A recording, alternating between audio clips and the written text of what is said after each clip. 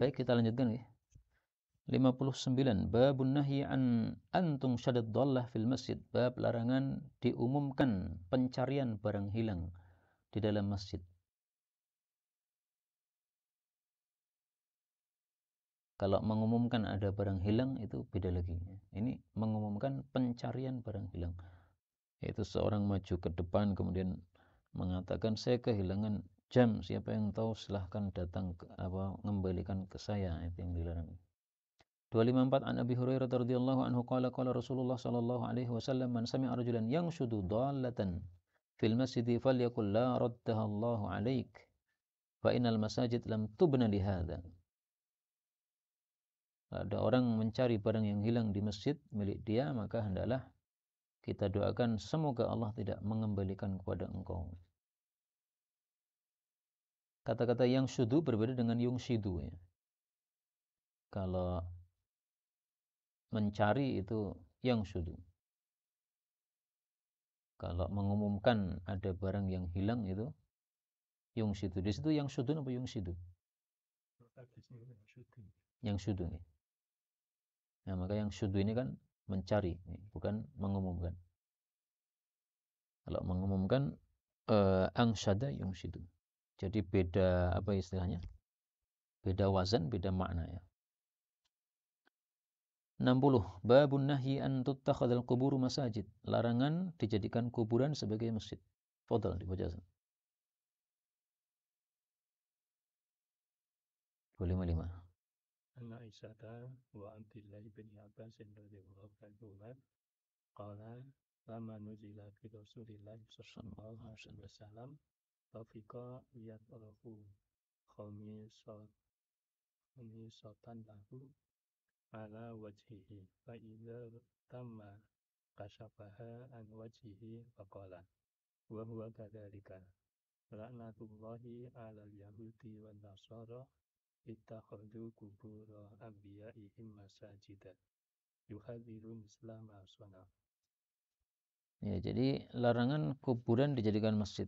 Adapun kalau mau dijadikan masjid hendaklah dibersihkan dulu dari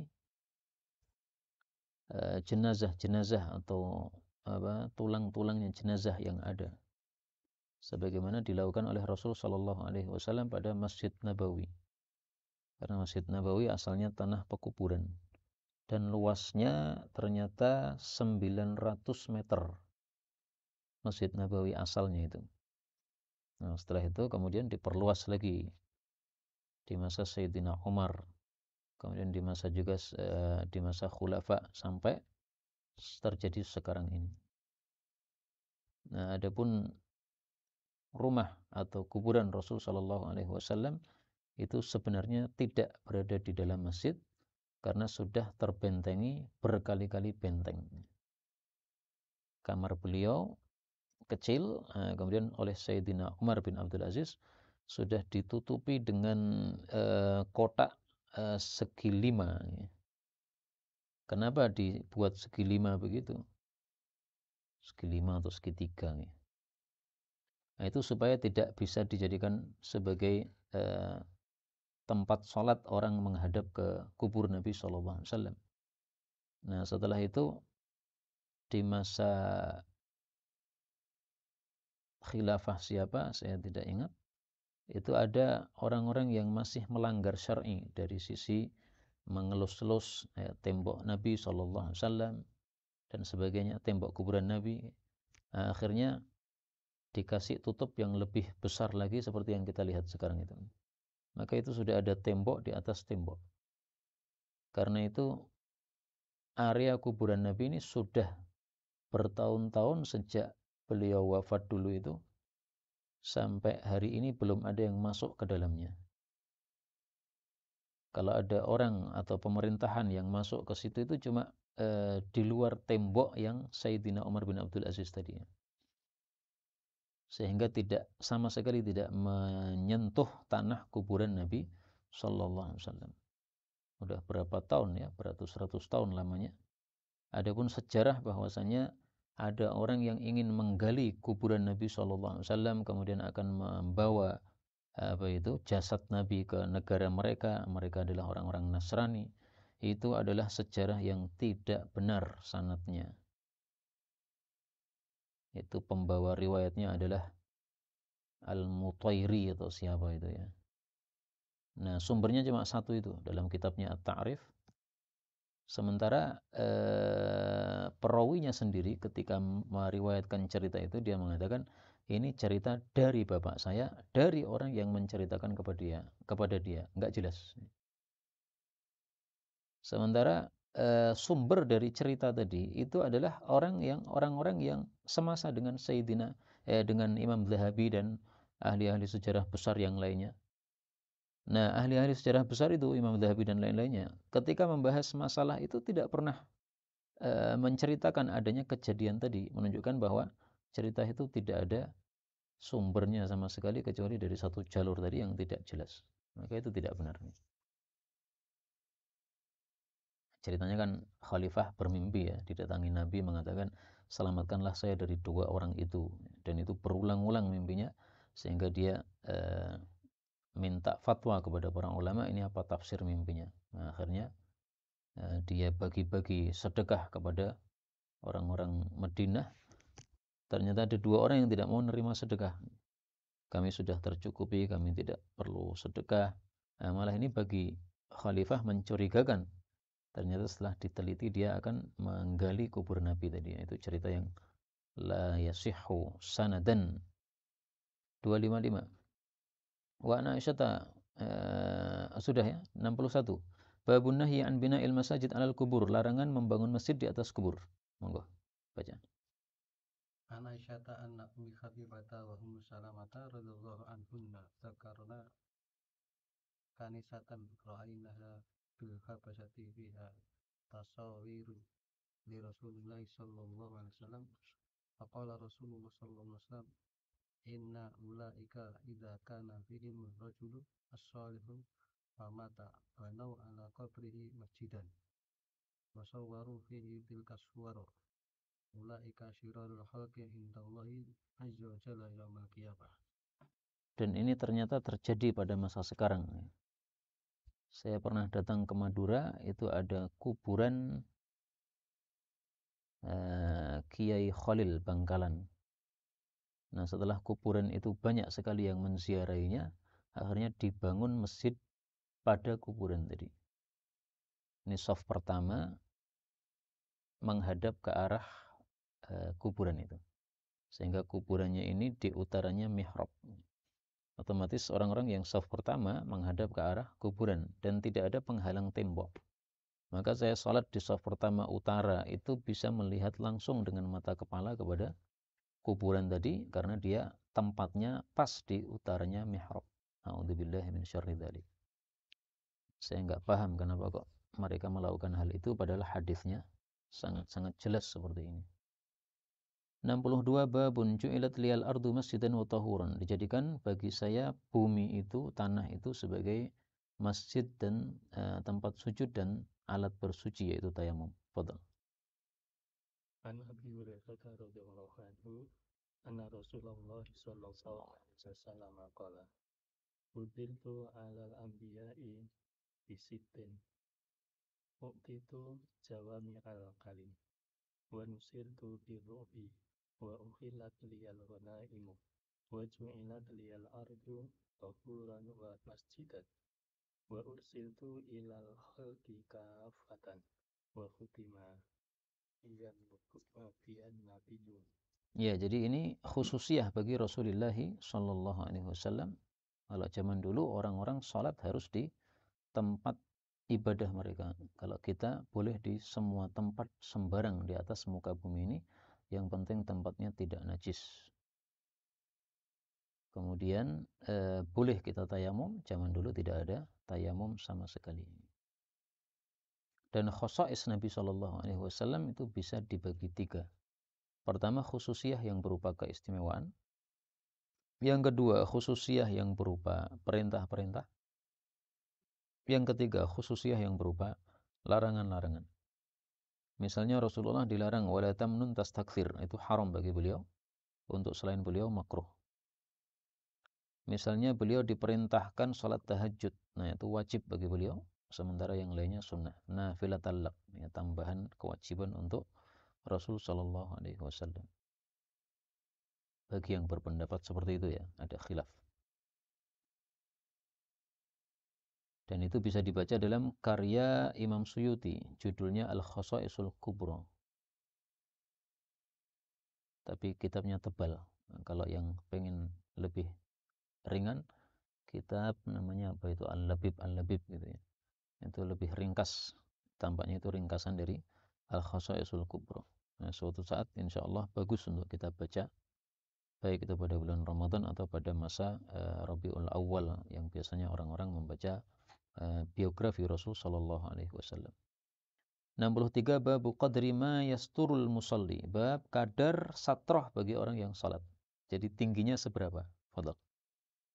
An Abi Dzar radhiyallahu anhu qala Rasulullah sallallahu alaihi wasallam idza qama ahadukum yusalli fa innahu yasturhu idza kana baina yadayhi mithlu akhiratir rakhli fa idza lam yakun baina yadayhi mithlu akhiratir rakhli fa innahu yaqta'u salatahu al-himatu wal mar'atu wal qalbul aswadu.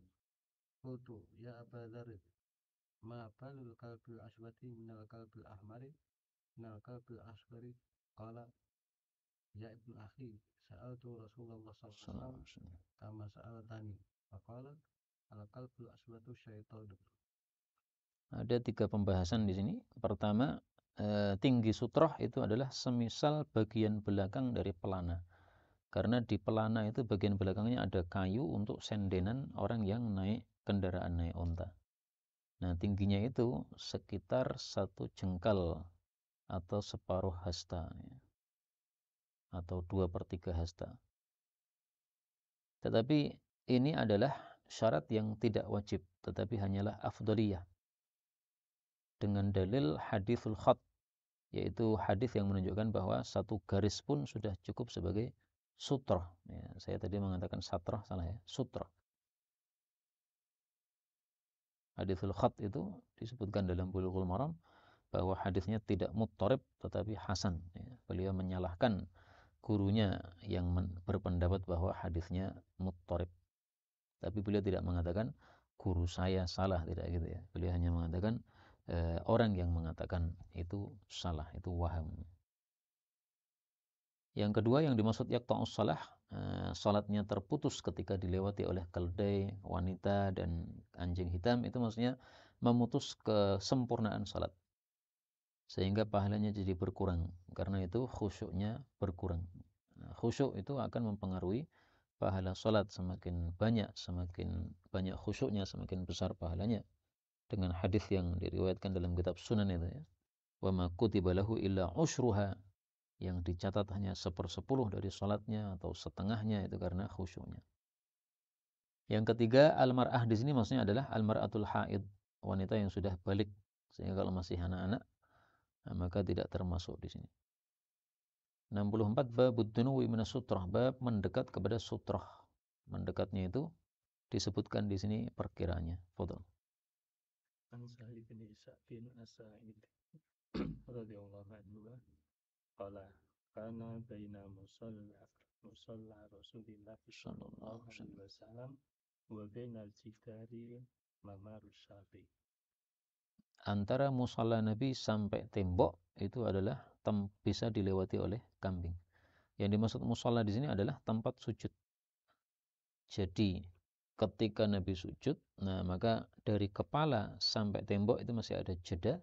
Jedanya bisa dilewati oleh kambing. Dalam hadis yang lain, antara tempat sholat Nabi sampai tembok 3 hasta. Itu tidak bertentangan. Karena yang 3 hasta itu maksudnya dimulai dari tempat berdirinya Nabi, yaitu kakinya Nabi kalau sedang berdiri. Nah, dari kaki itu sampai tembok 3 hasta. 1 hasta 1 meter ya. Kok 1 meter? Setengah meter. Maka berarti 1,5 meter jaraknya kira-kira antara kaki sampai dengan tembok. Ya, tapi ini sesuai dengan kondisi tubuh orang, masing-masing orang. Kalau tubuh kita tinggi ya berarti lebih jauh. Kalau tubuh kita pendek berarti lebih dekat. Intinya sunnahnya itu sutrah tidak jauh-jauh, ya, sekitar 1 jengkal tadi. Kemudian dari hadis ini kita ambil pelajaran bahwa area yang kita gunakan untuk sholat itu disebut musalla. Maka kalau seseorang setelah selesai sholat kemudian dia bergeser maju ke depan, itu dia masih di dalam musallanya berdasarkan hadis ini. Karena tempat sholat dia kan dari kaki sampai dengan kepala itu semuanya musalla. Meskipun saya tidak suka ya geser-geser setelah sholat jamaah itu. Karena semakin tubuh itu berhubungan antar seseorang dengan jamaah yang lainnya, hatinya juga semakin berhubungan. Tapi kalau terpaksa maju, terpaksa geser, maka gesernya lebih bagus maju daripada mundur. Karena kalau mundur itu bukan musalla kita, sementara maju masih musalla kita. Bab 65, babul i'tirad baina yadayil musalli. Bab menghadang di hadapan orang yang, atau melintang di hadapan orang yang salat. Jadi tidak melewati tapi kita berada di depannya. 260. Fadhal. An Aisyah radhiyallahu anha wa dzukira indaha ma yaqta'u sholatal kalbu wa himaru wal mar'atu faqalat Aisyah qad shabbahtumuna bil khamiri walakilati Wallahi laqad ra'aitu Rasulullah sallallahu alaihi wasallam yusalli wa ana ala sariri bainahu wa bainal qiblati muttaji'atan fatabtu li al-hajatu fa'akrahu an ajlisa fa'udhiya Rasulullah sallallahu alaihi wasallam fa'ansallu min indi julayhi min dari julayhi. Fa'angsallu itu pergi secara apa? Sembunyi-sembunyi ini. Jadi Aisyah tidur di hadapan Nabi SAW. Karena tidurnya di atas sarir, di atas dipan, sementara Nabi sholat menghadap ke dipan tadi. Nah, beliau kalau mau sujud, maka beliau memegang kaki Aisyah supaya kakinya ditarik. Beliau sujud di situ menunjukkan kecilnya rumah Rasulullah sallallahu alaihi wasallam. Dan ini sekaligus menunjukkan bahwa menyentuh wanita atau menyentuh istri maksudnya itu tidak membatalkan wudu kita. Dan itu masalah khilafiyah disebabkan perselisihan pendapat para ulama tafsir dalam tafsiran aula mastumun nisa. Ibnu Abbas mengatakan la mastum itu jima. Al-lamsu, al-massu, al-mubasyaratu. Itu semuanya maknanya jima.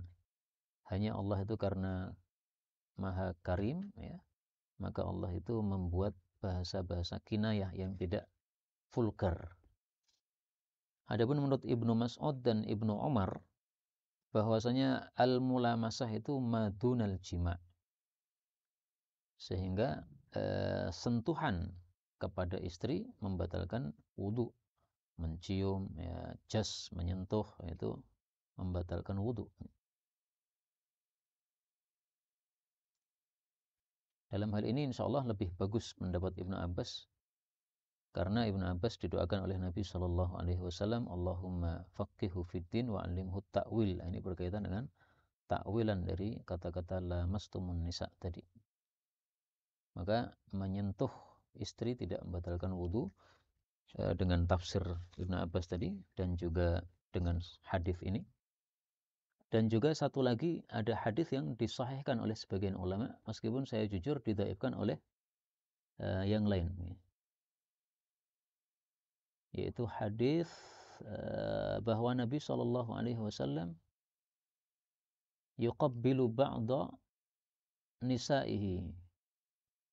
Nabi mencium sebagian istrinya, thumma yusalli wa la yatawadda. Salat kemudian tidak wudu. Ini hadisnya Aisyah diriwayatkan oleh Abu Daud dan Nasai. Kata Syekh Albani sahih. Tapi meskipun kata Syekh Albani sahih, ada juga yang mendhaifkan. Kita lihat dalam Bulughul Maram itu ternyata didhaifkan oleh Al-Imam Al-Bukhari. Nah, kira-kira kuat mana nih? Didhaifkan Bukhari, disahihkan Albani. Kuat nanti.